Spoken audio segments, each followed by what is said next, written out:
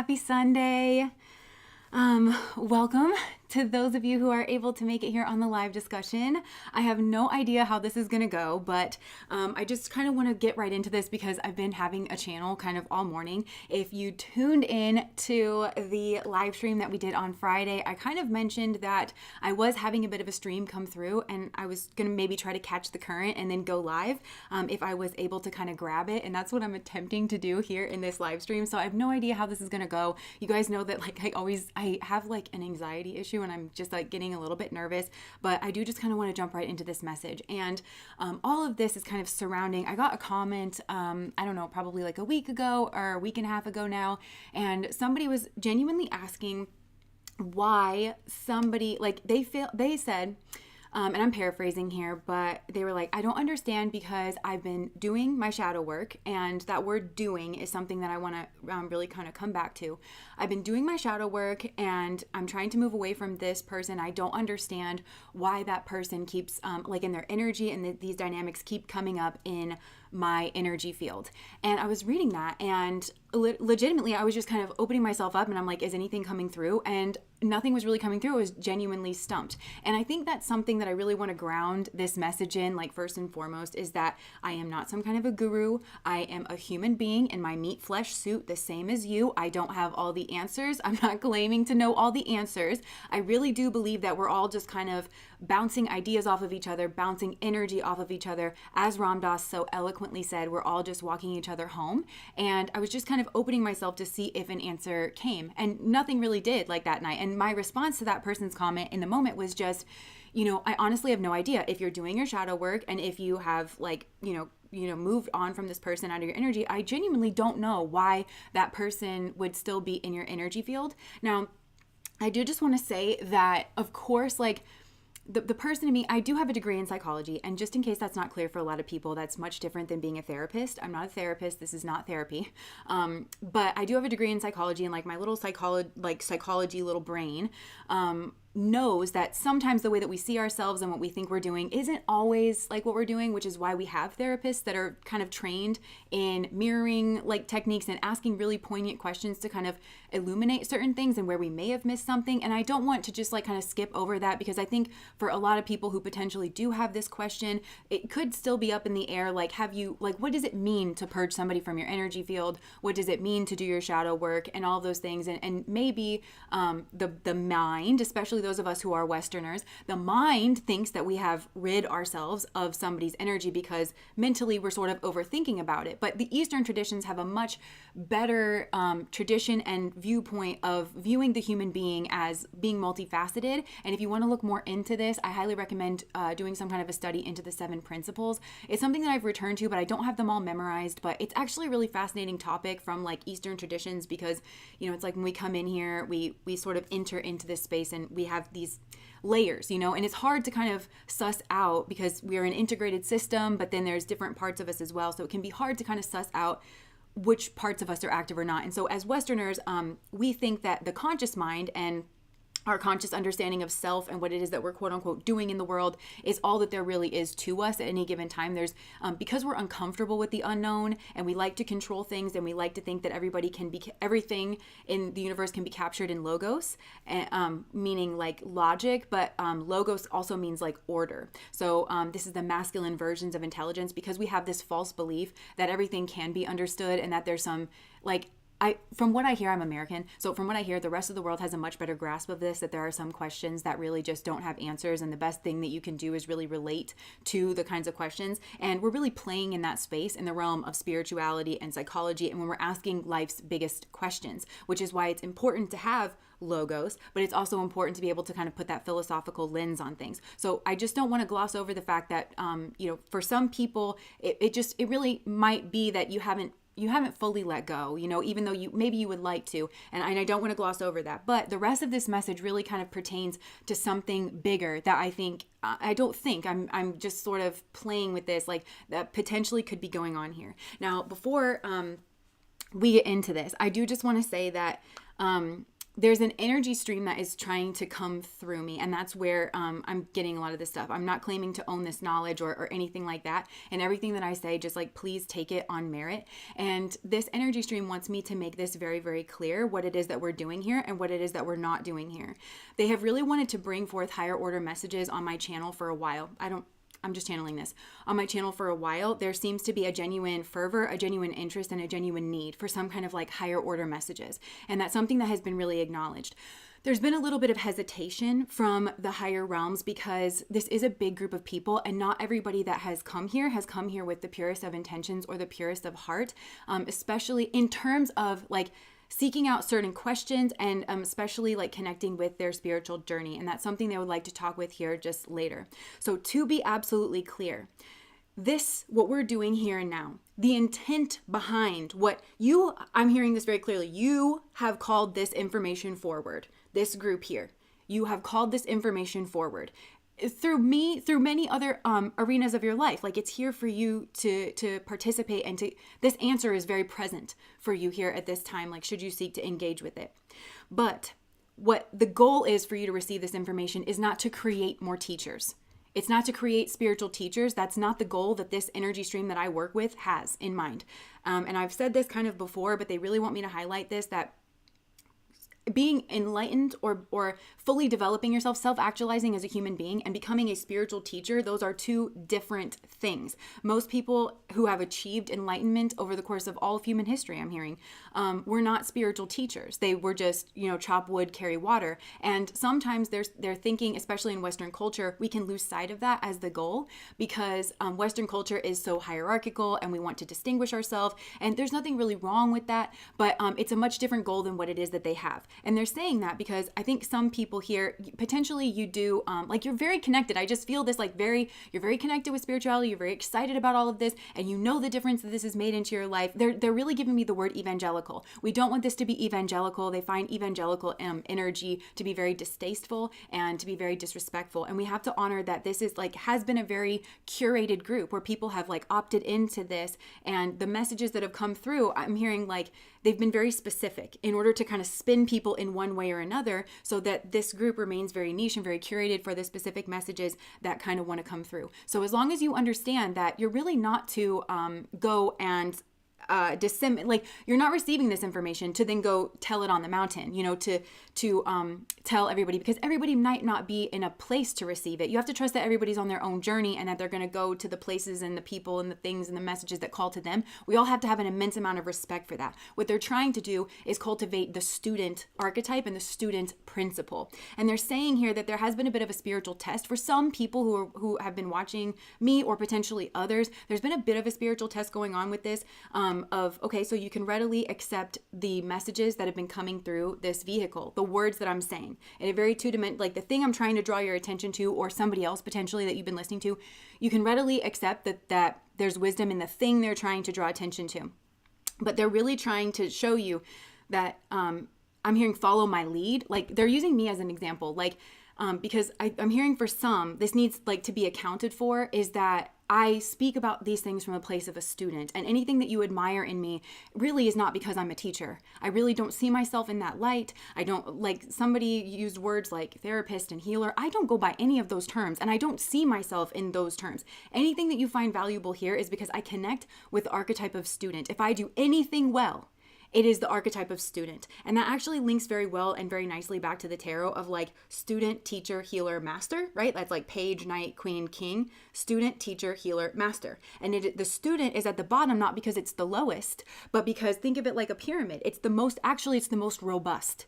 So when you think about experts in Western society, they become experts in their field. Yes, they have studied a particular thing, but they're really, by the time that they're actually an expert, what they are is an expert at being a student. They have learned how they learn. They interact very well in that space, and that creates an engine for them to be self-reliant, first of all, and to be incredibly discerning. They have all of the tools to be discerning, but that's what is going to keep propelling them forward. So this is not about creating a dependence on me or anybody else for you to receive messages from. That's not the goal here either. That's why they're not trying to create teachers. This ultimately is an archetype they would like to fall away, where you can recognize that the answers do come forth within, but we have to kind of learn how to cultivate that space. So this is really trying to enhance and really I think they're trying to change your perspective so that you understand that the student archetype, that's not a flimsy archetype. And in the West, I'm hearing, especially those of us with Western minds, it's like we don't want to be the student because we don't think that there is glory in that, or we're trying again to distinguish ourselves, and we see the teacher archetype or the healer archetype or the master archetype as being the way to do that. But they're asking you not to skip the steps. I'm hearing wisdom takes time. They really want you to have that perspective. So don't go telling on the mountain. And I'm hearing now more than ever, we're in a time where spiritual concepts are being analyzed and scrutinized. And they're saying this is like actually very, very, very, very, very, very good. You actually do have like academic institutions that are taking these things very seriously, and they're studying them in ways that are helpful to humanity. But the problem is this like bastardization and this westernization of Eastern concepts. You notice this in me. They're saying this is something I have to really teach, but just through the way that I am and that I interact and that I demonstrate is that I always speak from the lens of a student archetype. So some of you, I'm hearing you do have platforms, and you might tap into some of this knowledge. And to keep in mind, I have a message that I'm trying to give you, but this is all kind of like lead up work because we all have to get on the same page as to what it is that we're doing if they're going to bring more messages like this through this channel, right? So some of you do have platforms, or you will be called to share this information in the future. It's not that you're told not to share your love of spirituality or these spiritual teachings. You're just asked to change the filter through which you're talking about it. Some of you think that in order to be taken seriously, you have to speak like the teacher, or you have to speak like the expert, but you're not there yet, and it's okay. But the expert and the teacher, they have to come up through all these like other levels. And I'm picturing this meme where it's like this guy, and he's going up a flight of stairs, but he's like not going one stair to one stair. He's just like leaping from one to the other, but it's all the stages. It's like childhood trauma, shadow work. So it's like most light workers just want to jump all the way to enlightenment, but it's a process, and you need to honor the process. Wisdom takes time. There is no such thing as just skipping right from like, oh, I just, heard about this and now I'm an expert and I think I should be teaching on it. It's actually, if you believe in spirituality, we have to make sure that the people who understand these concepts thoroughly and well are the ones defining them, because especially karma is a really good example. We have a lot of people kind of just throw that word around, and then the lay people who potentially could grasp onto something to do with that concept, they have heard a westernized, like bastardized version of it. And so they have a straw man in their mind that they kind of rebel against. And it's actually like very harmful. So they're saying this is not a victimless crime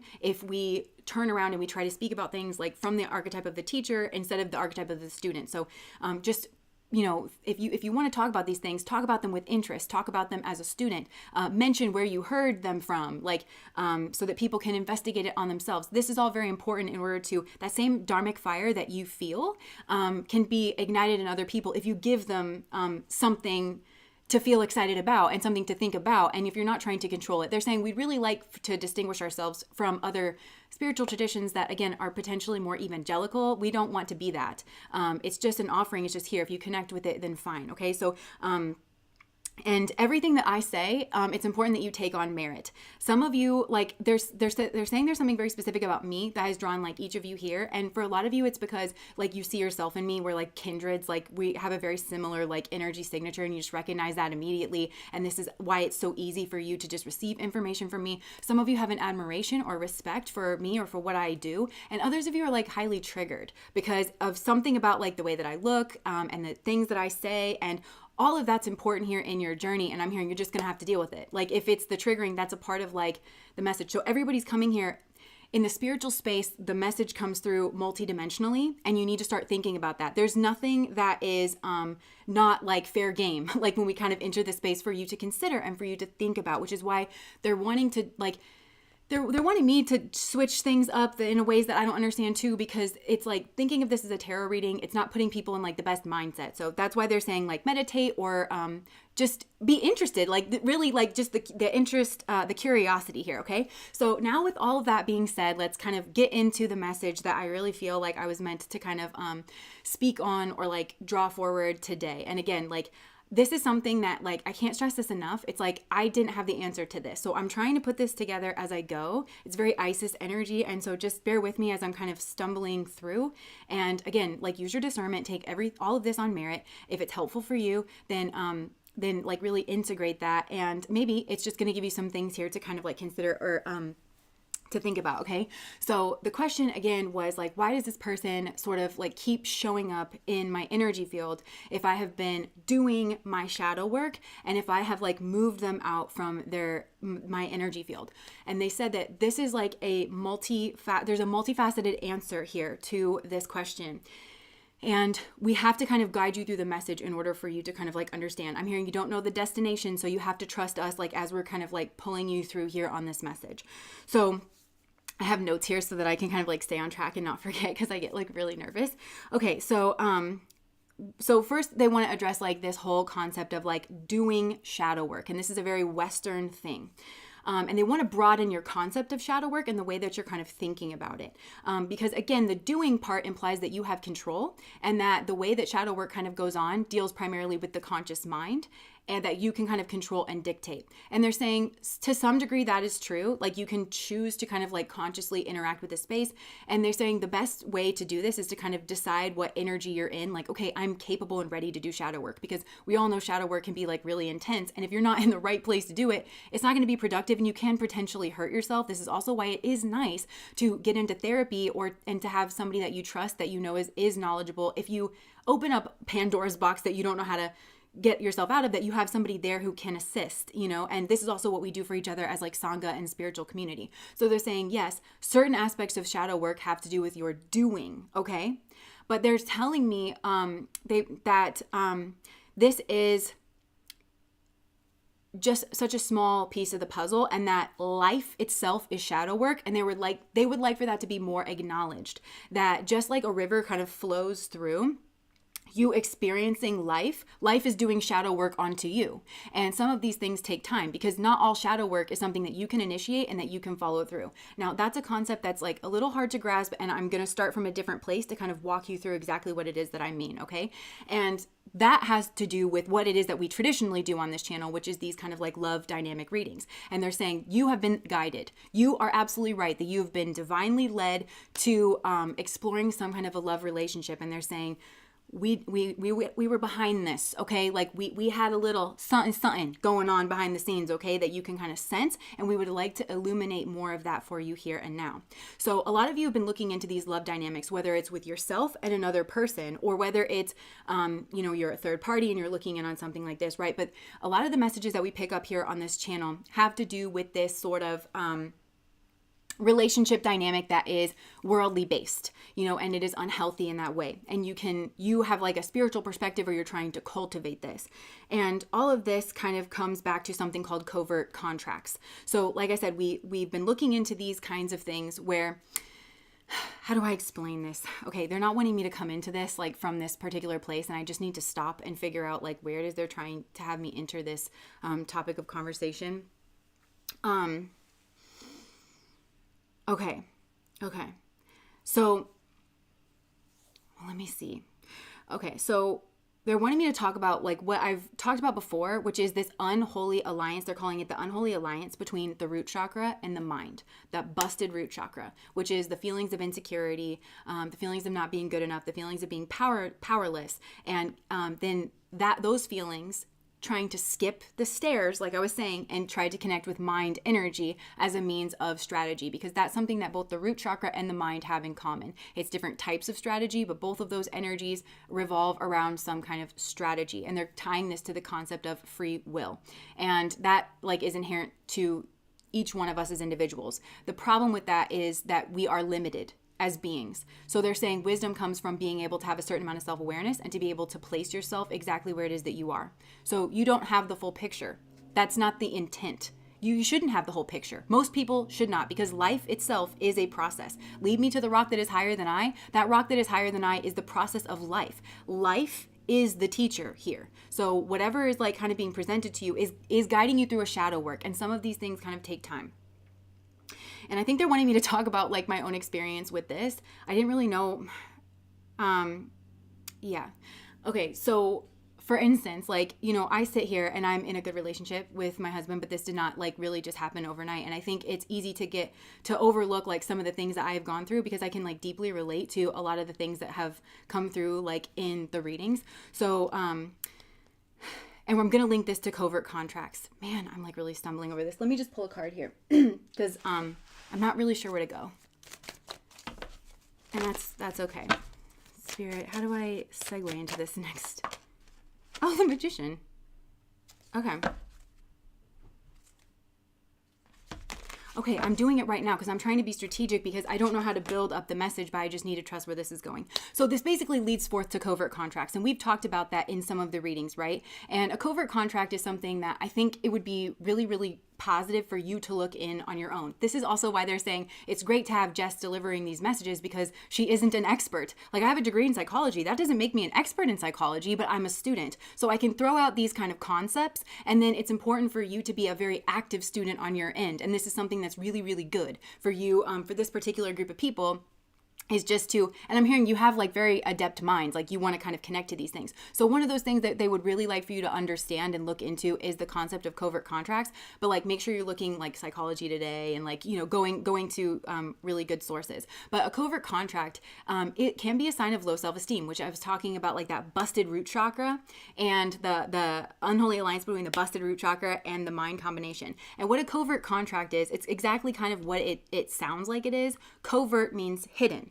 And a contract is something that is binding, right? So when we enter into a covert contract with someone, we have sort of hidden ulterior motives. Now, this can have a couple of different meanings as well. Similar to like esoteric, it means what is hidden. So it doesn't have to be like actively hidden. You might strategically hide that, you know, if I take you out on a date, I want you to be my girlfriend. That's an example of a covert contract, not really allowing someone to choose. You may keep that hidden from the person that you are with, but this is also like concepts of like the subconscious mind, that certain things are hidden from view. We have to have this understanding that certain things sort of motivate our behavior that are below our conscious awareness. And they're just saying, we can't stress this enough. The Western mind is really not primed to have a reverence and an understanding and an actual integrated respect for the fact that there are covert contracts going on. So there's been covert contracts going on here in the relationship dynamics that you guys have been drawn into. Either you've been observing this externally, you can very clearly see this in a couple that you feel a third party of, and that you're trying to you feel a draw to somebody here, but you don't understand it, right? These are the kinds of things that come out in the readings. And they're saying the fundamental thing that they want to draw it back to is covert contracts. And in the dynamics that we've been looking at, it's been the covert contract between the busted root chakra and the mind, and it's an unholy alliance. Why is that an unholy alliance? Think about the chakra system. Does the root chakra connect directly to the mind? No, it has to go through a purification process. And that word purification could kind of throw us, but it's like the root chakra has to go then up through the second chakra, through the third chakra, through the heart chakra, through the throat chakra, into the mind. And only then is that energy fit to healthily occupy the space of the mind. But when root chakra energy sees mental energy, and they're telling me this is happening on multiple levels. So it's going on within each of the individuals that get sucked into this dynamic. And this is happening with you too, but in a different way. This is what they're trying to kind of bring you back around to. So when it comes up through there, right?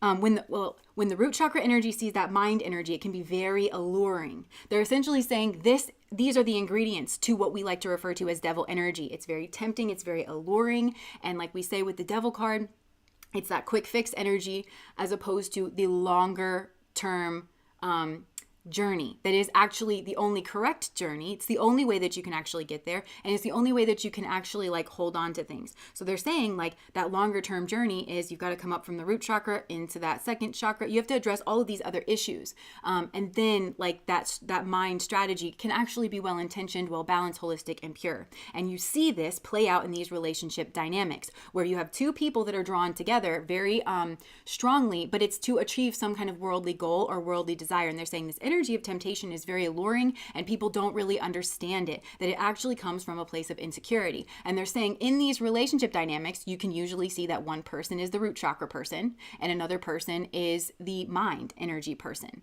So the root chakra person might be very alluring, very sexual, very charming, very charismatic, very impulsive, very bodily oriented, right? And then that mind person might be very highly educated, might be very cerebral. And so they see, may be very accomplished, right? Or they kind of always know the answers or always know the ways, right? And they see in each other the immense amount of possibility between the two of them. It's like, we can accomplish anything. We can sort of like take on the world, right? So this root chakra person, and they're saying like, this isn't inherently bad, okay? But these are kind of like the poles, right? These are kind of the beginning parts of the journey. And they see in each other this ability to kind of accomplish things, but skipping their own process. So this is a codependent relationship. They're trying to circumnavigate their own inner process, but it's very glamorized and it's very glorified. And it's seen as the answer, or it's seen as a quick fix, but you're dependent on an energy outside of you. And this is an inherently unstable kind of a dynamic. Also because it is extreme opposites and it is extreme poles. So they're not coming together via a genuine route. Does that make sense? But as they come together, then this can kind of go for a while, because the root chakra person sees like that the goals that they want to achieve, well, the mind person is able to give thoughtful strategy to. It's not coming from a place of impulse or emotionality or rage or sexualness. It's coming from like a well thought long-term strategy. So the root chakra person thinks, well, this is really working out for me because I'm able to check, right? Things off of my list, and things are kind of like really moving forward. Does it bring satisfaction? No.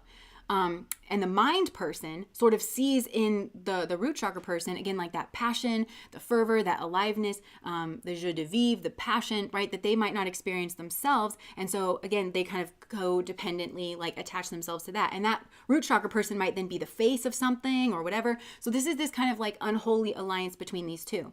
Now, if we back up and we actually, that's the devil path, right? The temptation path of, okay, because these two really have no business being together, right? Because it's not of like the actual spiritual path. So if we back up and we look at it from the spiritual lens, what we actually see, they're not wrong in that this is kind of like the masculine and feminine path. And keep in mind that we're talking about energies, masculine and feminine energies. And I mentioned this before, but in terms of like the Kundalini energy is meant to meet in the mind or like in the heart, it just depends, like, but it's like this energy that comes down from the top, this energy that comes down to the base, and when it meets, it's kind of like whole. But this is a process within each human being that you can read about in different spiritual traditions. It's not something I'm just pulling out of my rear end like right now, right? And this is considered like the masculine energy and the feminine energy. Now, I've heard people say this is a new age concept. Those people are uneducated. This actually is, it goes very, you can see this in many traditions. You can look that up if you know where to look. And it is important to understand this. It's descriptive. So if you zoom out, the earth is the feminine energy, right? It's Venus. So the earth is abundant, right? It grows. It has seasons. Think literally of like that fertile soil and the water that comes down and the nutrients and the plants. The plants are the tendrils that grow up from the earth. Human beings are like this as well. We're bipedal and we grow up like a plant. It's something that makes us different. The trees. These are kind of like the rays that grow upwards. This is descriptive of the feminine energy that comes up through the ground. And I learned about this in school. Like this is why it's amazing to me that some people who are out here saying that this is like just a made up concept, it's like, why did I learn about it academically? And so you see a lot of the demonization of the feminine come from this hatred of the earth, this misunderstanding of the earth, caves and stuff like this. This is what we learned about. It's like caves and the darkness and the Maya and the it's all coming from the earth.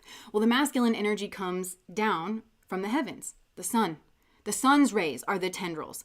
So it's these two energies that are kind of going to meet each other, right? And the connection of the two is like this incredibly fertile energy. Well, the spiritual path is sort of like that.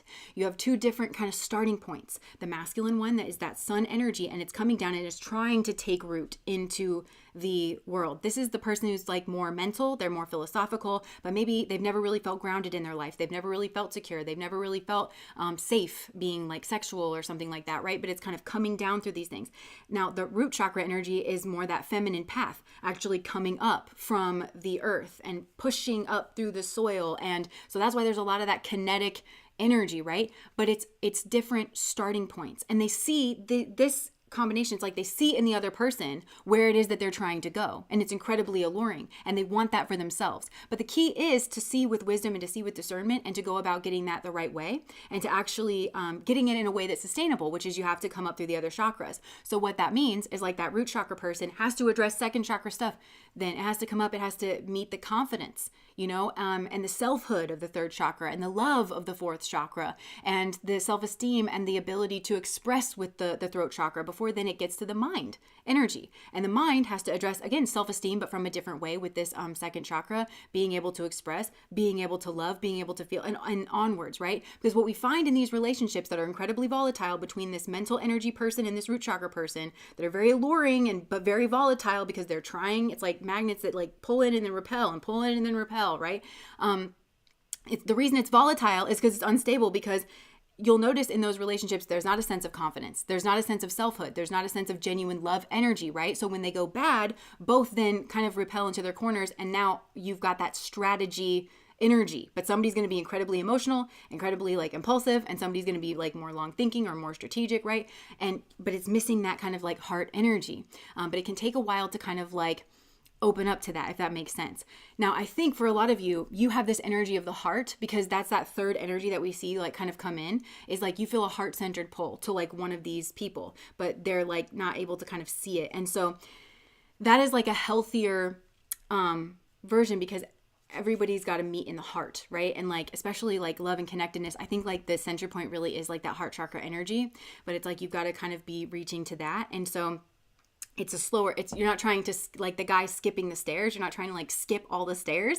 You are actually called, like, if you're going for the heart chakra, that's a much more manageable journey.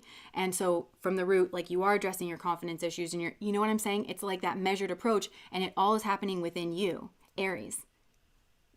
Aries is if you know anything about astrology, Aries is a hugely auspicious sign, huge. The fire signs kind of are, but especially Aries being that like first energy, it's kind of like where we all originate from and where we're all going to, which is why Aries is the infant, but it is also the emperor, right? So it all kind of loops back around like to Aries, and that's like what I'm basically trying to describe here. So basically these two people have this covert contract. This unholy alliance between the mental and the root. And it's like, you give me what I want and I give you what you want. And we both have a sense of security that's codependent, and it exists outside of us. So it's inherently volatile. This is not the spiritual path. You're supposed to connect and come up like from within yourself. So that covert contract says, you give me what I want and I give you what you want.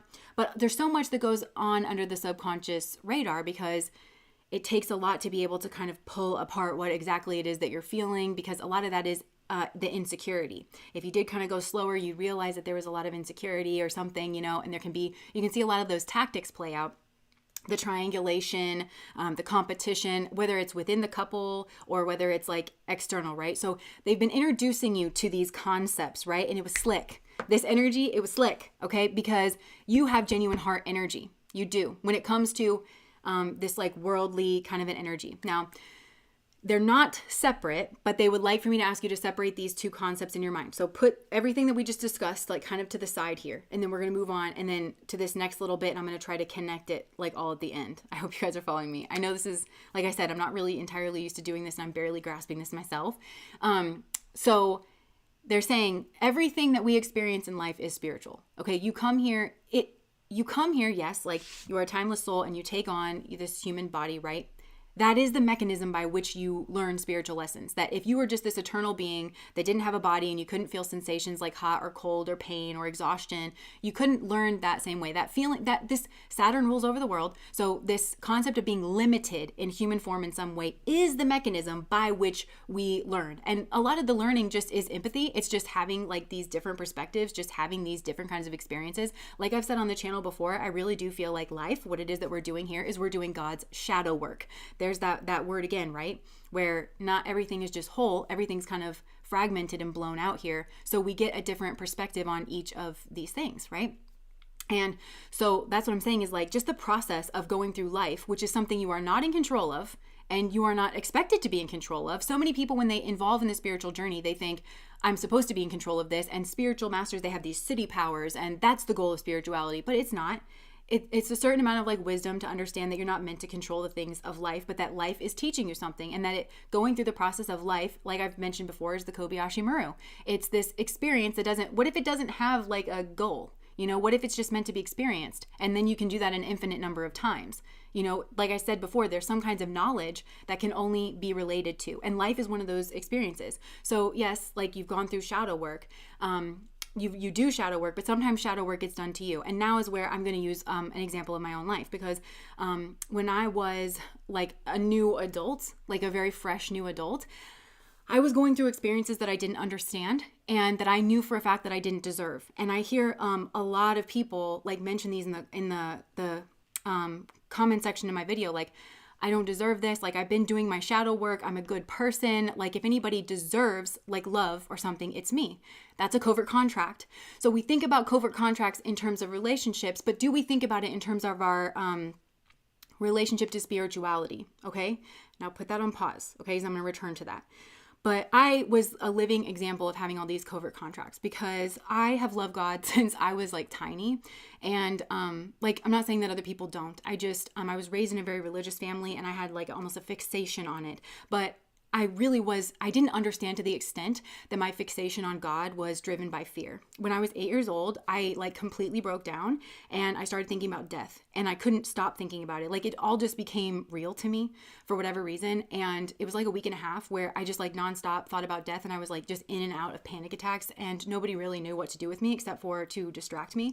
And I really felt betrayed by God, because and by my parents, to be honest. I remember asking my mom, like, why would you, what? So I was like, so you're going to die? And she's like, uh-huh. And I was like, and dad's going to die. And she's like, uh-huh. And I was like, so then you brought me into this. Like, and I was just like, cowards, the lot of you. Cowards. Because nobody, like the first guy that ever existed couldn't have just like crawled into a cave and have the decency to like be brave and like die. So like now we all have to experience like pain and disease and suffering and death. And that's very Buddhist. Like, of course I wouldn't have thought of that as like 8 years old, but it's like life is suffering. Like, I don't understand. Like, I just could not understand. But it lit this fear in me, and this mistrust of God, and this misunderstanding of this felt like a very cruel place to be. And to a certain extent, I think that life itself is trauma. I think when the veil drops and we forget that we are one with God and one with all things, that is a type of trauma. And like everything else that like happens to us here, because we don't have that, like, I'm talking about like an inner knowing, like perspective of that, because we're severed from that, like when the Maya drops.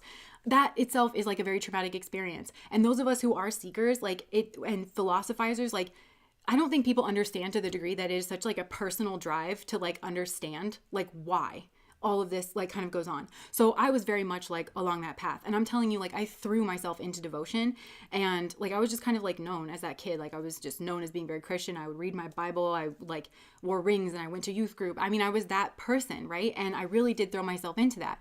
And so when I was 18, I met this guy, and I didn't really like entirely like him at first, you know, but like whatever, we got into a relationship, and I was convinced that was my guy. And I was like, life really is just like a bundle of roses, like hashtag God's favorite, you know, like I can't believe like I just met this guy that was going to be married. Turns out this man like is totally not at all what I thought he was. And that was such a crashing realization, and it put me in such a dark place. And while that was going on, I was kind of coming to the grips with my family system, and somebody in my family was stealing money from me, forging my signature on loan documents and things. Again, all these things where I was looking to God, and I was saying, why are you doing this to me? Why? Like, I have done nothing but follow you and pledge myself to you, and I've been so earnest in that. Why are you doing this to me? It doesn't make any sense. And honestly, I'm not sitting here saying that I know the answer to why. I think that's a big question. But for me, I know, like, I was actually not approaching my faith. Like, I was doing it out of a covert contract. Like, it was hidden and it was buried, but it was like, if I do this, then you're going to go easy on me. You're going to do that. Then I think we all try to squirm out of death. Like, I think ultimately that's what it is. It's like, you're not getting out of it. That's why I say life is the Kobayashi Maru. And like, for me, that's what I had to kind of like come back to, not getting out of death. I'm not going to, like, I've always been like the good girl. You're not going to ace your way out of like life's consequences, and not falling ill, and not being sick, and not having depression, and not having people disappoint you. You're never going to good yourself out of that. But when you notice yourself doing it, it's important for you to kind of pick up on it. And then it changes and shifts the way that you relate to life. And I was not doing that. Now, I would actually tell myself, like, when all of this was going on, like I had to work like several jobs to put myself through school. I would cry myself to sleep like every night, you know, not like wailing or anything, but just like like at the height of it, I was working 4 jobs and I was going to school, and my first job, I had to be there at 6 a.m. And I had to finish my schoolwork and stuff. So sometimes I wouldn't go to bed till like 10 or 11 at night. I mean, it was just a miserable existence. And this was right before like I left and I went to Omega, and I just didn't understand any of it. And I just realized that I was doing everything right, and I just felt like so disappointed. I just felt so disappointed. And so I just want you to know that like I really deeply connect with that when people are like, I'm doing everything right. Now, the big place that I like kind of connected to is love, because I would just tell myself like, it's okay, because it's all going to be worth it. And I'm going to meet the love of my life, and he is going to see me for what I am, and he's going to appreciate all of the suffering that I have gone through, and the woman that it has made me, and the partner that it has made me. And I would think about all of that, but it was like very detached for me. It was very two-dimensional. Like, you know, and again, it was another covert contract. Well, I'm going to go through all of this, but then at the end of it, like, there's going to be like my guy, right? Okay, well, then this little thing happened. So one of my sisters went through a breakup, really, really difficult. And she went through this phase of calling psychics. And I never believed in psychics, because like when I was really Christian, I was taught to be afraid of all that stuff. But I always knew it was real because I had my own psychic moments, like not a crazy amount of them or anything, but I always had like a few of them that came true. Like they were flashes, and I always related it to like Joseph in the Bible. I was like, oh, I had one of those dreams like Joseph in the Bible, you know? And it would come true, and I never talked to anyone about it because I was very aware that like anybody in my like Christian community was not going to understand, or like I didn't want to be called evil or anything like that. So I always knew that psychics were real, but I always knew that there's a lot of charlatans, and like a lot of people play pretend because it's not a regulated field and everything. Like I always just knew it was kind of like hit or miss. So one of my sisters goes through this breakup, and she is calling a psychic like every single day. And if you've ever called those hotlines, you know it's like crazy expensive. So she would like call me and tell me this, and I was more concerned that she was spending all of this money. And I was like, well, why don't you just pick one psychic and like that you like and like go there and everything. I didn't really understand. So anyways, you know, it seemed to be helping her or whatever. And I've always just kind of like to mind my own business when it comes to stuff like that. And one day she calls me, she said, you know, I ran out of questions to ask the psychic. I said, well, did you? That is probably good. That's probably good, right? And she goes, so I started asking about you. And I was like, no, because I've always been really like afraid. I'm realizing that I might take this video down because I don't really like to open up and share, but also it's a part of my journey, I think, because I've always had like whenever I open up and share, I've been around personality types that have always found a way to like make me regret that. That have not been safe for me to open up and share. I'm just sharing so that you, I'm just sharing my journey because I feel like it's potentially helpful. So she said, I started asking about you. And I was scared of that because I don't know why, but like I've always been really afraid of dying early. Like, and I've had different experiences where I was like, I felt that I was going to die at certain ages, and I would be really scared. And looking back, like I've really looked back on this because I was like, like, whew, I'd make it past that year to my next birthday, and I'd be like, whew, you know. But my life was like forever altered. It was like really that like death transformation kind of experience in a huge way, like either in the external world or like within my own self, right? So I've just always been scared of that because I do have a healthy respect for this kind of thing. I do understand that like you can ask a psychic like who am I going to fall in love with, and they're going to be like, well, you're not really going to make it that long, you know. And I was just always scared of that. So she was like, do you want me to tell you what they told me? And I thought about it, but it sounded like there was an answer there. So I was like, sure. And she goes, he's choosing someone else. And I was like, what? And she goes, he's choosing someone else, like the guy that you're supposed to be with.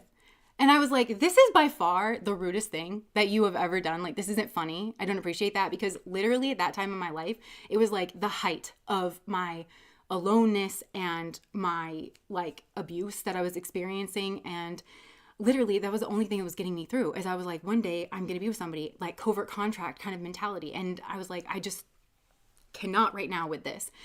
And so, yeah, like she said that's all she said. And, I didn't really believe it. And I still don't know if I believe it because for reasons that I'll like kind of tell you, but, like we hung up the phone and I was like, I don't believe in this shit.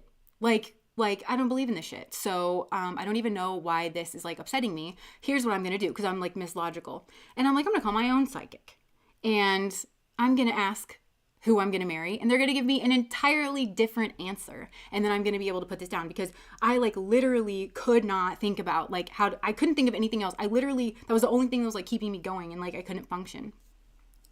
So I ended up calling a I found my own like psychic thing that I wanted to call. And I remember too, it said something like, do you want like the easy fluff person or like the hard direct person? And I was like, I am only paying for 15 minutes and I just want somebody to like give it to me straight.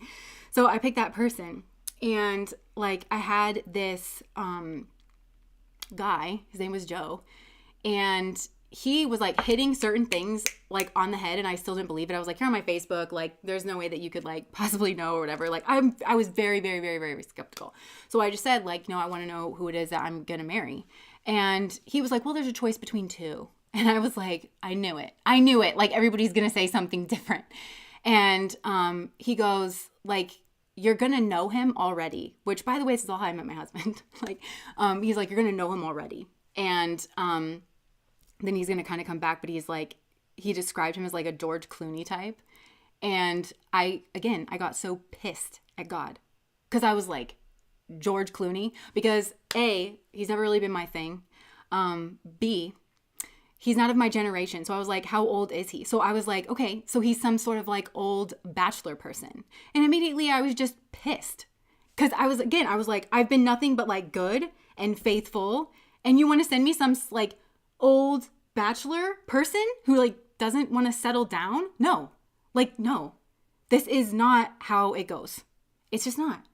And I don't know, like sometimes like these things can kind of like the wires get crossed or everything. So I'm just sharing this because it was like, I felt so let down by God, like in that moment. And I thought like, you know my heart and like, why would you be doing this to me? And, you know, I've come to realize like, you know, I have no idea what that was. And he also said to me, he's like, your karma is such where you don't have to know what I'm talking about.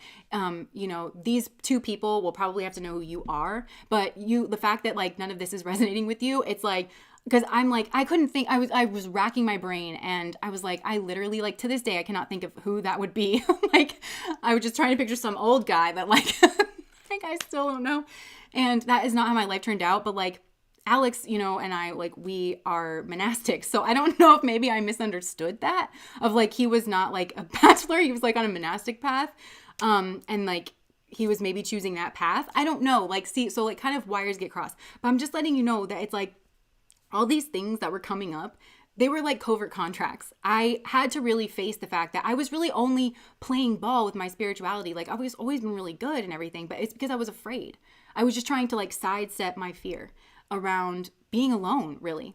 And this is where the shadow work part comes in, because I've always been a person who has done my shadow work. I used to when I would sneak out of my house, I went to this place. It was like this all-night worship center, and the bands would play at night. So like these people that have written these incredibly like devotional songs would just be there, and you could go into the sanctuary and you could just like sit and be quiet. I mean, I really had devoted myself to my spiritual practice in ways that I feel like most people probably do not. But I really, life knew better.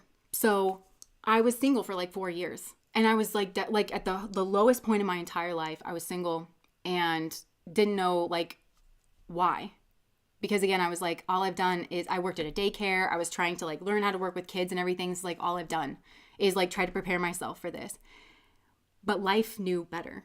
And my guides knew better. And going through that period of my life, that 4-year stretch where a lot of bad shit happened to me, and I was so horribly alone, and there was literally nobody. I used to just cry myself to sleep at night. There was nobody that I felt like I could turn to. All of the things that were happening to me, I felt like I couldn't talk about, because either to save certain people's reputation, because I knew that if people found out like who was doing what to me, that it would ruin their reputation. I'm like shaking. Like I don't talk about this because I'm that scared. Like, that deeply changed me in a way that I didn't even understand that I needed. It made me independent. It made me know that I could do it. It put my life on an entirely, like, from my perspective, different life path. And to this day, like, I literally don't know, like, if there really was, like, another option, or if whoever was choosing whatever, or if that was just the way my life was supposed to unfold, and I needed that moment to like turn me hard in the direction so that I could actually follow my heart, because I wasn't following my heart. It was my busted root chakra in my mind that was guiding my spirituality, because I knew that I met my life experience with my heart energy. I knew that. I knew that made me different. I studied religion and psychology, and I had to put myself through school. I literally would think on a regular basis that I was going to end up in a cardboard box on the side of the road. I literally thought that on a regular basis, and I still studied those things because I was following my heart in the world. I don't actually have a difficult time doing that. But then that actually led me to spirituality, and then in my spirituality, I was doing the busted root chakra thing. It was sneakily hidden within my practice, the way that I was approaching God, the reason behind it, my devotional energy. It was hiding, and I just thought, I blanketed over, like, just because I'm engaged with spirituality, well, I must be a spiritual person. I'm doing the good thing. I'm doing the better thing, right? And that's not necessarily the case. And I feel like for a lot of you, that's why you were drawn in to look at this like kind of dynamic that either you had with another person or that you've seen in your parents' dynamic or whatever it is like that you're exploring here. Like I said, this busted root chakra mind, because that's what I'm saying is like that you've seen this dynamic. You understand why it doesn't work. This is what's going on, but potentially in your spirituality. Is that it's like, okay, well, how do I, and we use different words in spirituality like advancement and like getting better, and it makes it all this like hierarchical thing, you know? And it's kind of the wrong path. It's the path of like actually connecting with your heart energy. And so why is this person still showing up in your energy? It's not about them. This is about showing you a dynamic that plays out in your own spirituality. This is about helping you understand that it's the heart energy that needs to lead you forward. And that kind of goes back to the beginning of this, where it's like the student. I studied religion in college, despite all odds and despite everything that I was going through, and despite the fact that it was absolutely not an intelligent decision for me to make, because my heart told me to. I couldn't not do it because my heart was guiding me on that path. And when we love something, it just naturally connects us with that student archetype. And that's what your guides are trying to illuminate for you. It's not about them. It's not about your romantic interest. It's not about who you're going to end up with. This has never been about that. For those of you who like truly belong here on this channel, it's never been about that. It's been about connecting you with your own spirituality, making you a whole person so that you are a better partner. Because I tell you what, I've always been a good person and I've always been well-intentioned, but I am such a better partner than I would have been if I wasn't alone and crying for those 4 years. And I had premonitions of Alex, like, you know, way early on. So it's like, to me, it's like my path linearly seems strange. And I do believe that there's multiple options. We have free will here. We can go whatever, but I think I'm on my highest and best path. I really do think that I'm a person who is on my highest and best path, but it's because I followed my heart energy. And I could never have pieced it together. I could have never understood how like studying religion or something would like end me out anywhere, you know, and maybe this isn't even the end of my journey, but like I could never have like pieced that together. And I'm just trying to help you to understand that. Like I'm so much more independent, and I was able to say no, and because it could have gone a different way. With everything that I had gone through, I just could have been like, I don't know, so broken and so not able to do all of those things, but it connected me with my strength in a way that I just didn't know that I had. And I think that makes me a better person and a better partner. And I don't think that I could have been Alex's partner or his wife had I not gone through that experience. And life did that to me. It softened me, it educated me, it put me through my paces in exactly the time frame that I needed it to the point where I was legitimately going down a monastic path. I grieved the old me. I wasn't even looking for it anymore. And I mean that so sincerely. I was not looking for it anymore. I was trying to figure out where I needed to go to like commit myself to a monastic path. And that's when I met my freaking guy. Like life is so strange. And it was when I let go of all that covert contract bullshit. I had no expectations. I really was just connecting with myself and connecting with life from a genuine earnestness to be spiritual. Yeah, I don't know that I can leave this up. So covert contracts, I'm going to say a very inflammatory word. And I've just demonstrated to you that I have been in this consciousness and still it creeps up in me sometimes. You know, I'm a YouTuber. Like sometimes I'm like, why I don't have like subscribers or like, you know, whatever, like still this like creeps up. Covert contracts, especially like I'm doing my shadow work so that I can get XYZ. I'm playing ball. Why aren't you showing up? Right? That is the lesson right there. You've got a lot of information in front of you about the level of consciousness that you're operating from, about how you're approaching your spirituality. That's what it is. I feel like now that we've talked about this, you can't unhear it. It's like ringing that bell. The busted root chakra meets the mind, right? That is the obstacle is the way. The obstacle is the way. So that covert contract, that way of approaching things, I'm going to use a very inflammatory word. What it points to is an egocentric worldview. There's a balancing in life. Aries Libra, it's like self and others. Think about the cells in your body. You have cells that are like liver cells. Okay, it's an individual cell. That's true. It needs to like kind of guard and protect itself as an individual cell, but it's a part of a bigger thing called the liver. Well, your liver is a part of a bigger thing called your physical body, and your physical body is a part of a bigger thing called a family unit, and your family unit is a part of a bigger thing called a community, and your community is a part of a bigger thing called a state where I live, and it's a bigger thing of a nation, which is a bigger thing of a continent, which is a bigger thing of see how everything just kind of like layers and layers and layers. You are both individual and cooperative all at one time. And that is divine energy. And I've always thought that divine energy, this is why I think tarot works at all, is because there's some divine energy, and only divine energy can be so personal and so specific, yet universal at the same time. This is how all of this kind of like works. So you have to understand that with yourself. It's not always about you. And before I went to Omega, I did have this kind of intuitive hit because I was really struggling, and it was like, do you want to go now or you can wait a year? Because he still has other soul contracts to figure out. And this was before I even knew anything. And I was like, I want to go now. Like, I knew I wasn't going to be jealous or anything. I was like, I need to go now. And then I forgot I had a point that I was trying to make with that. It's like, because I couldn't have met him when I was ready because he still had other things that he had to do. And maybe he wasn't finished, becoming the man that he needed to be for me, because Jess in 2005 is not Alex's wife, Alex's girlfriend, Jess. I don't think that I even qualified into his energy, to be honest.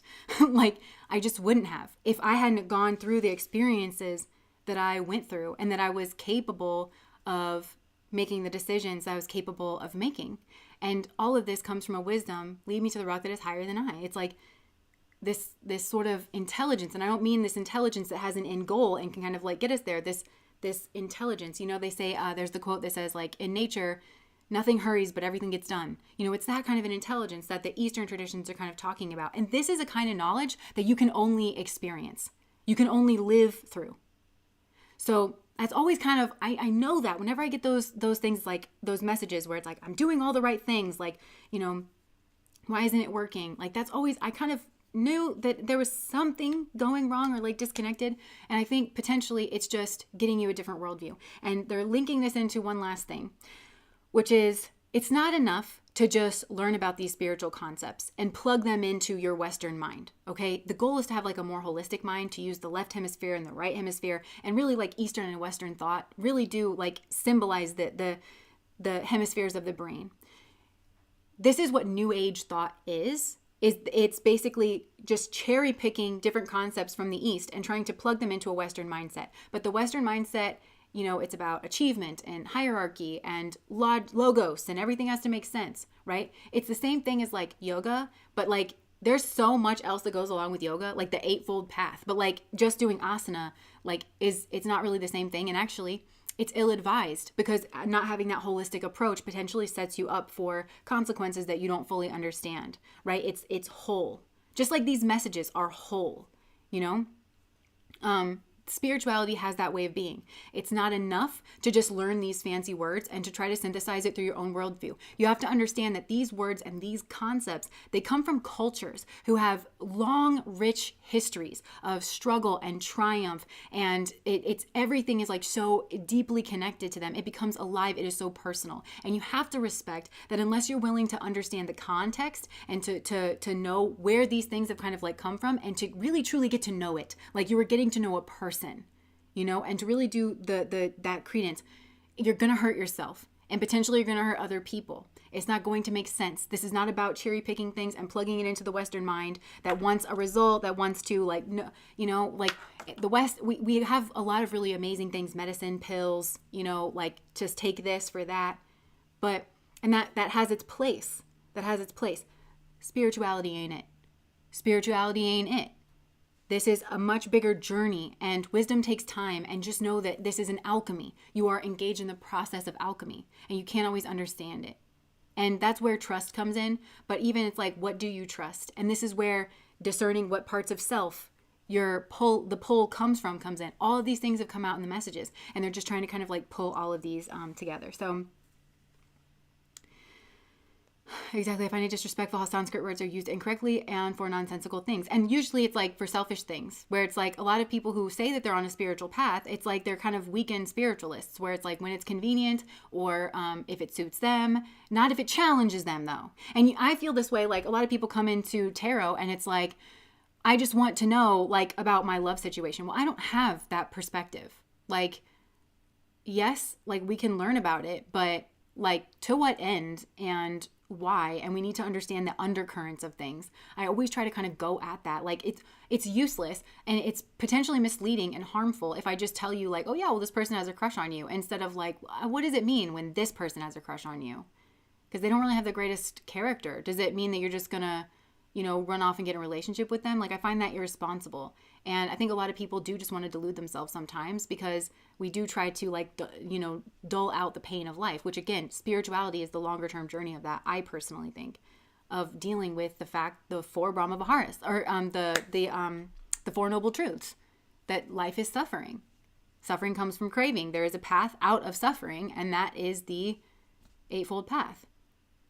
So I'm not trying to lead people into suffering. And sometimes that means like giving somebody a reality check. And it is a lower perspective that thinks because you got a reality check that somebody hurt you. They hurt your ego potentially, but maybe in a way that it needs to happen. And I'm not saying I do that for everybody. Some people I'm not their reader and they need to go elsewhere, but I'm not in charge of that. So I believe that is the message that I had to pull out of me. And I shared a lot of personal stuff, which I hate, but I have kind of felt like it's been holding me back, to be honest, because I have wanted to do nothing but like tell people like things about my story, like literally since I was like 18 and it was going on and I was suffering in silence, and I just never felt like I could open up. And part of it was because whenever I would open up to somebody, they would just use it against me or weaponize it or try to like get me under their control when they realized that I was defenseless and that I didn't have like a support system. And so I've just like grown incredibly self-protective, but it's made me who I am. And I feel like a lot of people judge me, or like they can't understand certain things that I've gone through because I don't want to open up about it. But that leaves me open for people to kind of like write whatever they want on me. And I just don't like that. And I just don't feel like I should get to own my story too, like I don't have to keep being afraid. And, yeah.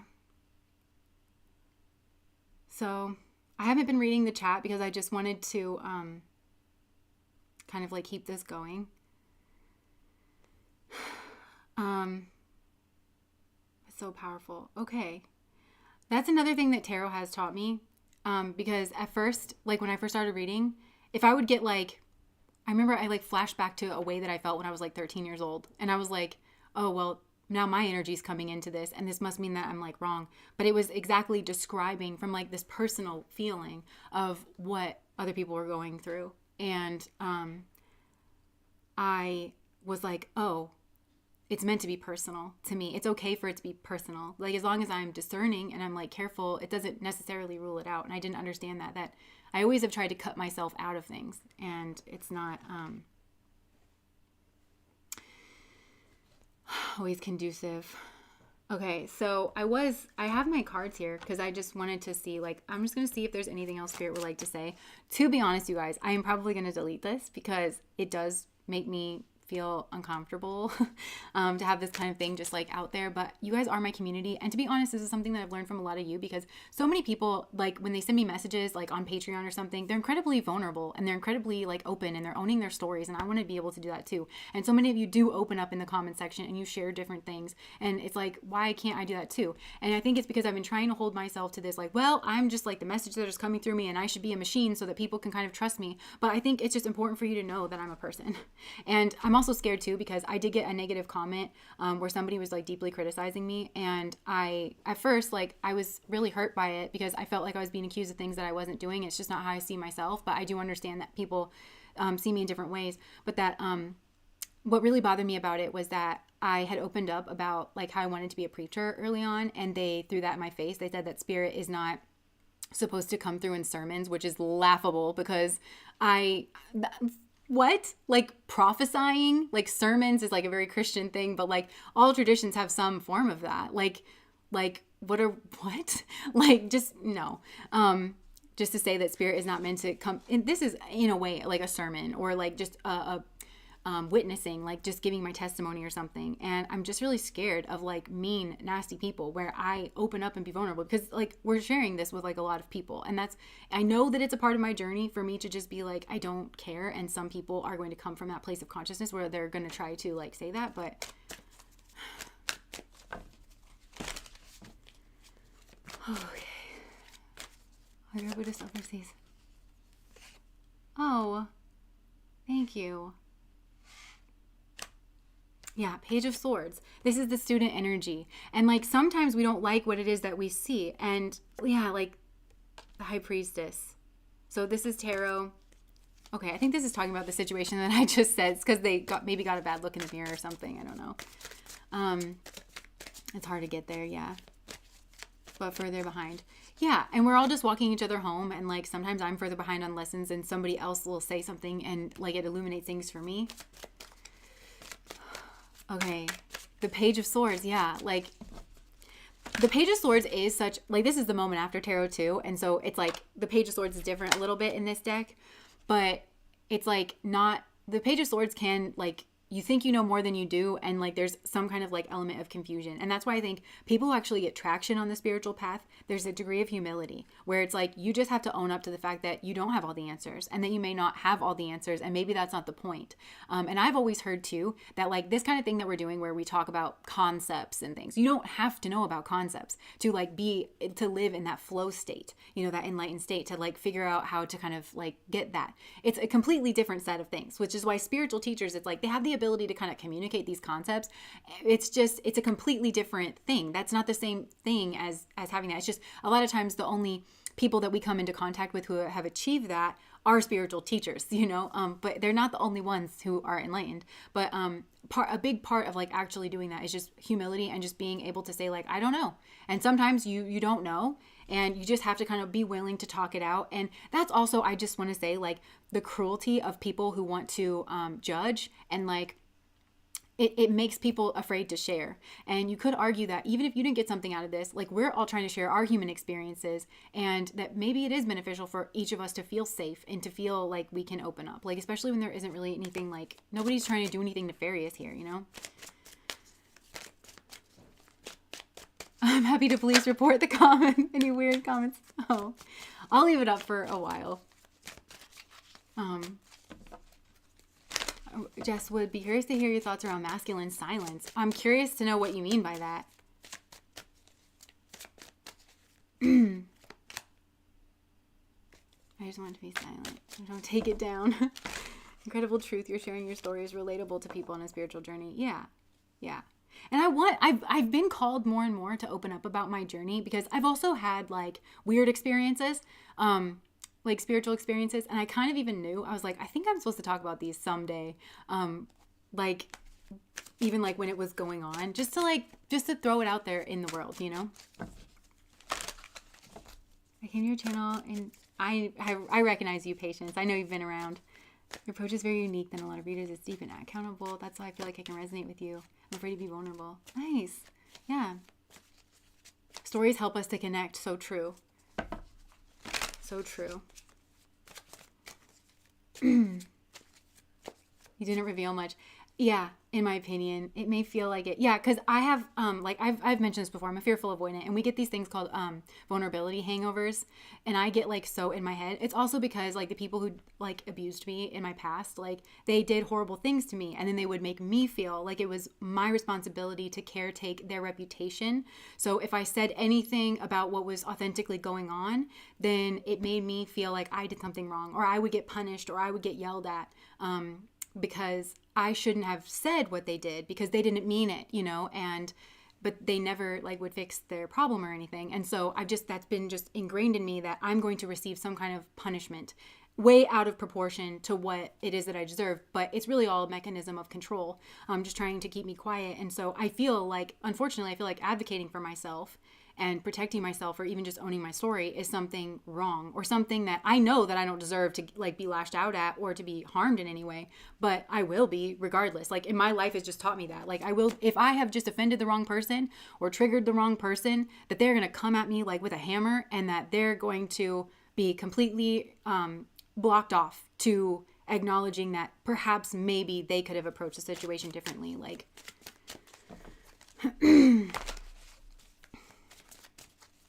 I grew up with something a little worse than covert narcissism, in my opinion. But yes, I have an addict narcissist in my family, and what I believe to be a psychopath in my family. Yeah.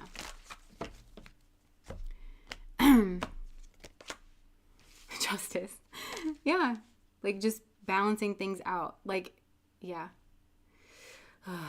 And I kind of feel like, I don't know. I feel like, is this still talking about me? Like, yeah. Like, I'm trying to take my power back, I think. Yeah. And look, like, the Five of Swords and the Judgment card and the Justice card. This is like balancing out so that people can get an honest look at themselves. But again, yeah. I'm terrified. Like, I'm honestly terrified. Do you think an avoidant attachment style can become secure? I do think that. I know, like, I'm a fearful avoidant, but in my relationship with Alex, I test as secure. Like, really only my relationship with him. And that's enough for me in my life. Like, it gives me, I'm safe in my own home. I'm safe within my relationship. It allows me to calm down. That is a huge, huge foothold. And like, I'm starting to like kind of branch that out into other relationships. So yes, I do think that that's possible. Thais Gibson here on YouTube, she does really amazing work with attachment styles. She does like the school of, is it the school of life? Or something like, yeah, I do think that. And she talks about the unconscious and the subconscious and kind of like addressing all of those things.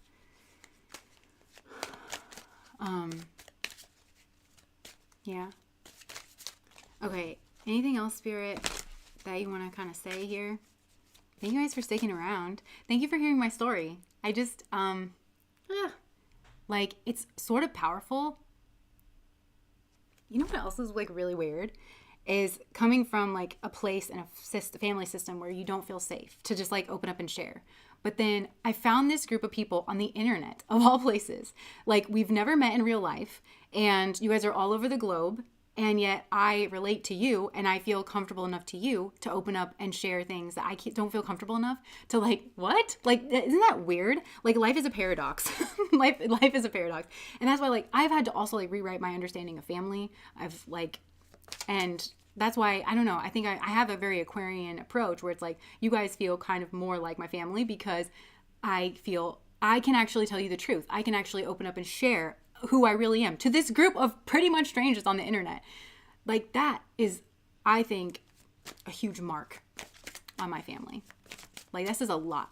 This is a lot that, like, I can't even begin to have certain conversations because I just know that I won't be heard, or that I'll be gaslit, or people won't take accountability, or like, you know. Yeah. We have to find our tribe. I have noticed that as well. Oh, look. This is just us being happy. Do you have any advice on how to break down the covert contract of expecting reciprocation from the universe? Because I can understand why it's not right, but I don't know how to break down the need for mirroring. Okay, so let's actually pull that apart. The need for mirroring is fundamentally different than a covert contract. Those aren't the same thing, but you're like kind of equating it in your mind. How to break down the covert contract is not the same thing as not needing mirroring. You absolutely need mirroring. But when you approach that mirroring from a neutral place, from an open place, not expecting anything from the mirroring, like, again, twin flame dynamics, okay? Which this is another thing, okay? Twin flame dynamics. Do you guys watch the documentary? I haven't seen it yet, but I've seen clips, and oh my gosh, I didn't even know about those people on the internet. If you know, you know. It's like twin flame connection or twin flame universe. I don't remember. Yikes. Okay, like, but let's talk about the twin flame thing, right? So I'm a big person. We have to really, this is what psychology has taught me, and studying like a soft science has taught me. We have to know what we mean when we say certain words, and twin flame is one of those things. Okay, and I'm going to tie this back to the mirroring. yes, you might be in a twin flame dynamic, right? But I actually think it's much better to say, because we don't know if twin flames are real. It's impossible to get empirical evidence on that. What you do know is that you're having an experience with another person that you don't understand. What you do know is that you feel a powerful draw to somebody that you don't understand. And you can tell that it has some sort of like higher significance for you and that it's calling you to some kind of higher understanding. So in my mind, I just think that's what we should say. I don't think people should say, like, if we want to define like twin flame as meaning that, then fine. But like, it's kind of like Christianity, where there's over 20,000 different denominations. Nobody knows what you mean when you say that. Like, so I kind of think that we should say exactly what it is that we mean. I'm having this weird experience, da da da da da da. Because once you jump over to saying this is a twin flame thing, then you've defined it and you've stopped being curious and you've stopped relating to try to understand the phenomenon by which you are experiencing. That phenomenon is the mirroring that you are experiencing. So we see this come out a lot in the readings where it says, yeah, you're drawn into this like very strong connection in order to do your mirroring. And this links back to the brain thing and the root chakra, right? Like, so you're mirroring here with this person. It's kind of teaching you a lot about yourself, but you shut off that process entirely if you just have an entire lore and that you shove this into. Oh, it's a twin flame. We're supposed to be coming together by any means necessary. You're going to miss a lot and like hurt yourself, you know, like going through with that. So I actually think the covert contract gets in the way of actual mirroring, if that makes sense, right? So yeah. The need for mirroring happens in every relationship, but just do it from a neutral place. Don't expect anything. Have it be an open-ended question. Get curious about the mirroring. It will actually be more productive to you, and you'll actually be able to get proper answers from your mirroring experience. But if you're trying, the covert contract says, I'm trying to get something out of this, and it has to fit in a specific box. I hope that makes sense. Thank you. Yeah. This makes a lot of sense. I wish I knew that back in 2020. Yeah.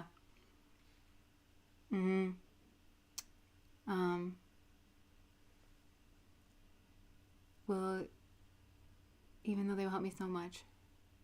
Yeah. And, you know, like, I feel like a lot of people have been saying this to me. And like I said, I feel called more to do this style of a thing because I have like a whole list of things that I like just want to open up and talk about. And I've been toying with the idea of doing different kinds of content. And sometimes people ask me to talk about certain topics or to like, they wish that I did more teaching style stuff. And I am called more and more in that direction. And I don't know how I'd want to do that if I would start another channel, because a lot of times as well, I find that I get like specific messages and it like asks to do certain things. But then when I actually do it, not as many people are interested in it as I thought, which is okay, because this calling that I'm starting to feel about doing more teaching style thing, it's like really coming from the heart. And I just have to figure out how I want to do it. Like, do I want to do it on this channel? Do I want to do it live stream style? Do I want to do it on another channel as well? Because I want to start exploring some of these spiritual concepts, because when I realized like I don't have to know everything, because I don't feel qualified to talk about these certain things. But then like Spirit has just been guiding me to seeing like the kind of information that's out there, and I just find it really disheartening. And I think that if I like, maybe I should put certain things out there. So I kind of like, when it comes to the readings, like, should you keep watching the readings? I mean, if you want to disconnect from somebody's energy and it keeps coming up here, like potentially like you shouldn't be watching the readings, and that's okay, because I feel like I'm meant to be here to like, I don't choose the messages that come through me. I'm entirely open to what Spirit is wanting to speak on. And I do think I speak on some difficult situations that are hard for people to kind of like figure out. And I want to make sure that I'm doing that, you know. But like I said, I am more and more called. And I think it's because a lot of you guys feel the same way. Like, you have processed a lot of this because a lot of you have been with me for a long time and with other readers, and you've been working on this for a while. And I feel like potentially, yeah, and maybe I'm just supposed to like get your feedback on this too, because it's like I have been kind of feeling like I want to open up and I want to have more of these kinds of like discussions, because it has felt to me like the tarot framework has been too limited. Yeah. Spirituality culture that's infecting feminine energy into distortion. Yeah. What about a video to help yourself through heartbreak? My heart is pretty shattered right now. Yeah. How to navigate biological family relationships. Yeah. Just showing up and doing whatever. What qualifications do you feel you need? Yeah. And I don't know like exactly what qualifications, because I it's just like for me about being accountable. And I do feel like there's certain people on the internet that I think are just more qualified to speak on certain things than me. But I think what I'm really good at is the spiritual aspect of things. I think that are certain things that only spirituality can really give us. I think a lot of people are looking for meaning and connection, but then the only ways that our society really gives us that, it's like when we're young, we go to school and, then university, and we're able to kind of connect that way. But then as we get into adulthood, it's like we're really only connected through work. And then even then you have like responsibilities and you don't have much free time. And, you have to cook 3 meals a day and like do all your laundry and stuff. And then a lot of people will like go to the bar or something to try to find connection. But I think spirituality is meant to be the place for connection. And that's why I'm so drawn into paganism as well, because it's like community festivals, like the pagan holidays, they were like community festivals and they're just tied in with the earth. It makes me so mad that they've been demonized, because it literally is like you have the planting festivals, then you have the harvest festivals, and everybody it's like, did you plant your seeds? Right. Like, so everybody can plant their seeds. Let's have a potluck so that everybody doesn't have to cook their meals. And then on top of that, you get that spiritual connection. You get to like connect and bond like with people in your community, and that's such an important part of human nature. And I feel like spirituality is important to that. But I think what Christianity especially, and I believe in checking your in-group, and I came up in the Christian tradition, and I think that we should be the ones to criticize.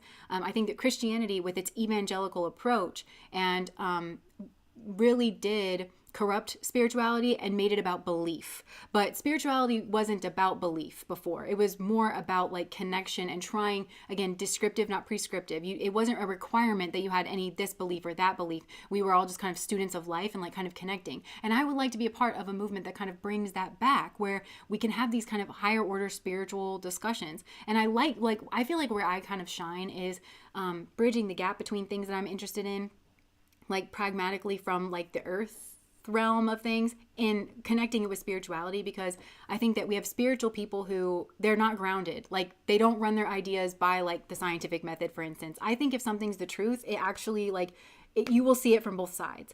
And I think that the spiritual community rightfully has received flack and criticism for discounting the material realm and the knowledge that we can see and observe from that. And then I feel like a lot of people who are more earthly based rather than like spiritual, they don't understand like the heart and soul of true spirituality, because you do have so many people who are trying to escape or trying to craft some kind of persona for themselves, but it doesn't come from a real genuine place. And so I just want to, I recognize the pitfalls. I think that's like my trepidation is like, I recognize the pitfalls, and I don't know how to keep myself accountable. And I also don't want to open that up to like everybody telling me how to be accountable, because like, I don't know. But yeah, it's more like a question of accountability for me, and I don't want to let anybody down. And I also know like I have an immense reverence for like playing around in the spiritual space. I really do. Yeah. Thank you. A Zoom group with an open forum. Well, I was thinking about like doing another Patreon level. You're definitely qualified. I think you have a true gift for communicating information in a unique way. Well, okay, yeah. I believe you should do it. I don't believe about the qualifications. I believe you can put into words what a lot of us are going through. It's like your big sister. Oh, yeah. Okay, yeah. Oh, thank you guys. Yeah, like I really am. And like in a way, like what I'm going through, it's more ego. I'm worried. I'm scared. Like, how are people going to like come at me? I don't want people to be mad at me. Like, I just don't want the hassle of it, because I like to keep my life relatively peaceful. But it's like, I do feel called more and more to, because I love spirituality and I believe in it. Another Patreon level, please. Well, thank you. Yeah. I mean, what do you guys want? Like, if we were to do something like this, like, just, do you want more like just open-ended discussions like this?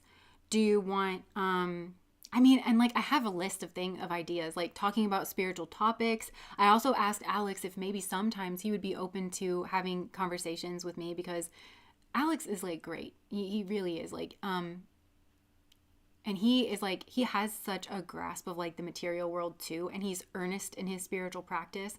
And he comes from that like very centered kind of approach, where I'm like more like feminine, like intuitive. And Alex is very like measured and mathematical. And, but we like to just drink coffee and have conversations. And I was kind of thinking that we could do that.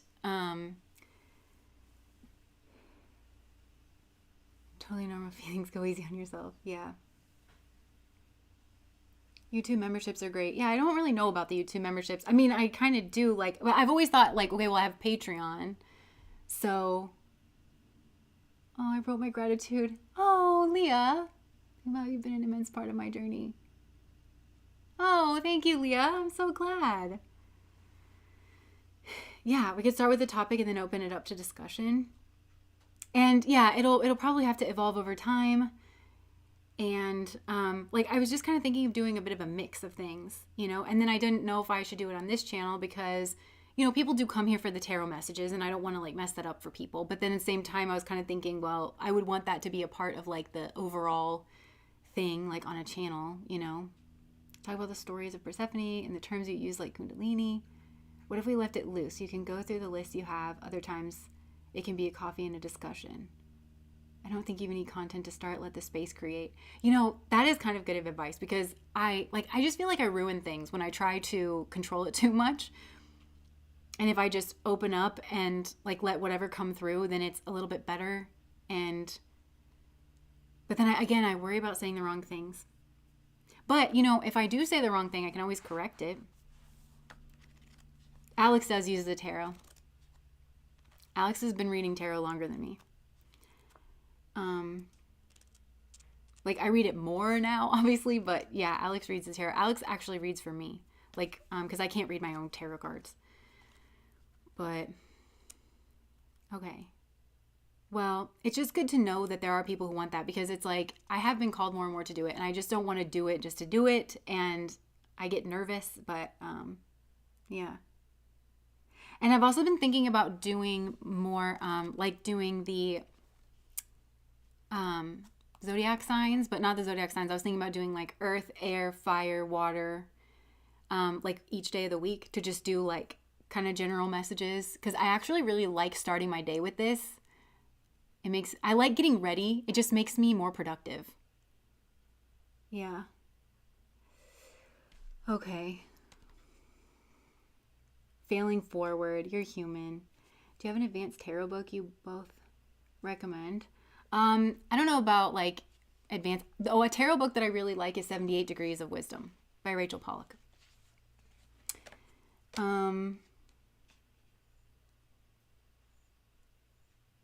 Wait, is Kat here? Is Weird is the New Black here? Hi, Kat, if you're here. I love Kat, by the way, on her channel, Weird is the New Black. She's an incredible reader and an incredible person, you can just tell. I would love a recommendation for meditation. I need a breakthrough. See, Alex is really good with like the meditation stuff.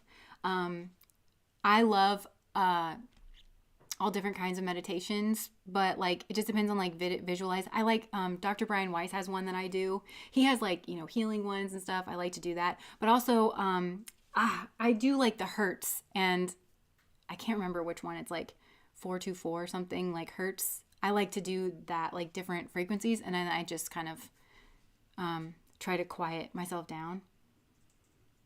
Yeah, cool. I don't like general readings, especially astrologically tailored ones. Okay.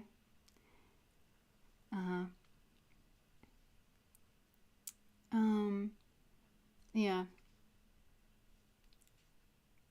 As an astrologer, general readings are not realistic. Yeah, I don't really even like connect with my sign. I cross watch the crap. Like I find readers that I like. That's like what I always do. And like I like the ones that say what the reading is about, and it doesn't matter if it's my sign or not. Like I click on it, and then if it resonates with my situation, then like I kind of take that for what it is. And like when I was doing astrology readings before, I actually felt like it was really helpful, but I did notice that there was a lot of repeat messages like for signs. So I connect with my stellium, yeah. Please keep it on this channel. I live in Rome, so catch your Friday live stream at 5 p.m. Oh my gosh, it's part of my schedule. Pick my file. Yeah. Well, I'm definitely like going to keep this channel going. It's just like with all this new content, I don't know if I'm going to blend it in like with the stuff that I do over here, or if I should start a new channel altogether. Who's my favorite YouTube reader? Probably Kat at Weird is the New Black. I mean, she doesn't read anymore, but I think she's probably my favorite. But I have a lot of favorites just for like different things. I love the way you share messages. I can't tell how many times. Walk away from with a eureka moment. That makes me feel so good. Because, you know, when I first started reading tarot, like on the YouTube, I was really, again, like nervous. And I think that's why I was trying to describe so many things, because my goal really was, I was like, I want people to just walk away with something of value. Because I was, you know, like, I don't know if this is going to work, like on the collective messages or anything like that. I just really didn't know. And I was like, but my goal was to leave something of value in people's lives, you know? Yeah. My favorite Reiki healer on YouTube. I don't do Reiki healing on YouTube. My husband, I sound like such a priss. My husband is a Reiki master. So if I need Reiki, I just like always ask him.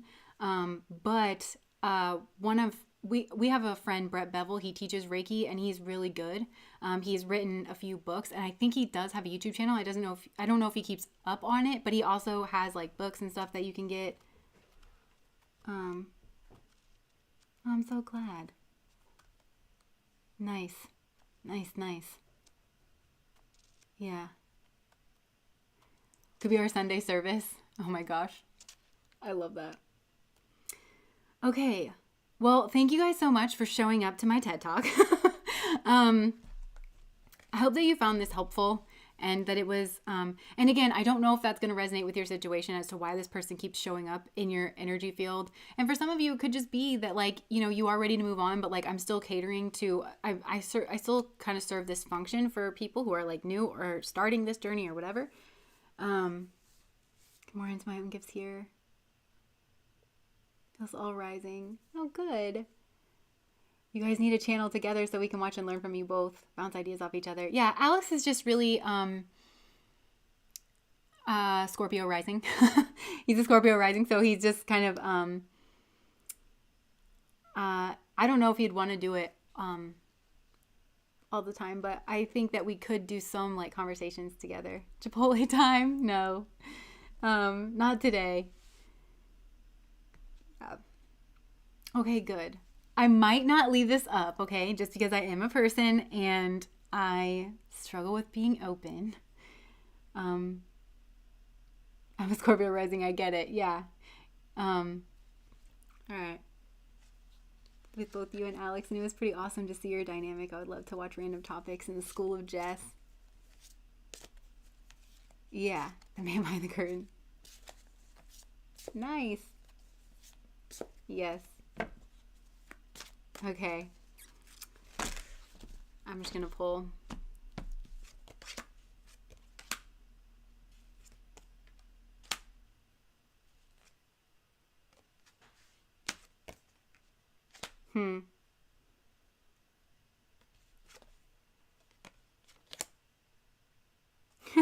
Yeah. Spirit is just, I don't know. I'm just sharing like my own lessons with this because it's like, yeah, there's kind of some kind of blockage here because the Hierophant, new beginning. But Spirit is just wanting me to know that I can't win when it comes to judgment and like defending myself. So like, why even try? And just need to learn how to balance out. Like, that's just what I'm learning how to do. And that's what I'm saying too. It's like me getting on the YouTubes. Like, I've learned lessons here that I know I couldn't learn in any other way. Like, I have to confront certain things that I wouldn't have to confront. So thank you guys so much for being a part of my journey as well, because this is definitely like giving and receiving for me. So, okay, well, I think that's all I really have. Thank you guys for being my community of people. And I haven't watched it yet. I'll leave it up for now.